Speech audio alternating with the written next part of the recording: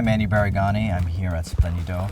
I'm going to be in Portofino for the next few days. And before the 1950s and 1960s, when certain Hollywood stars glamorized Portofino as their honeymoon spot, it was really a simple seafood town. And the seafood here is still very simply prepared.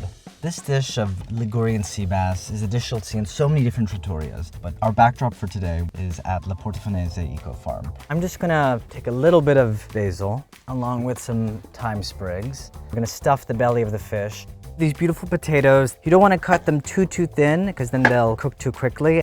I'm gonna add the potatoes just onto this platter so it kind of soaks up the juices from the fish. We'll place the fish just on top like that. Some garlic. Still quite fresh, you could see. And I like layering that with the potatoes and fish over here. Add some tiny tomatoes. If you have bigger tomatoes, that's totally fine. You just want to kind of break them down into smaller pieces. Since I was a kid, I would eat tomatoes like an apple. The Tajasca olives, which have this almost kind of fleshy nuttiness to them, a concentrated flavor.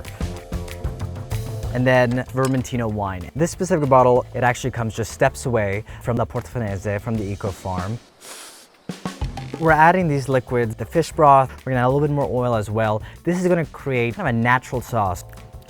I'm not making noises and trying to be rude. This is gonna go to a very, very hot oven, around 180 Celsius degrees, or if you happen to be lucky, you can go into a wood burning oven.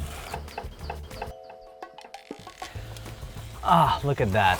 The wood burning oven has done its magic, but I can promise you that even if you don't have one, a regular oven will do. And there you have it, super simple, a Ligurian sea bass. I can't wait to get into this and have some plenty of Vermentino wine with it.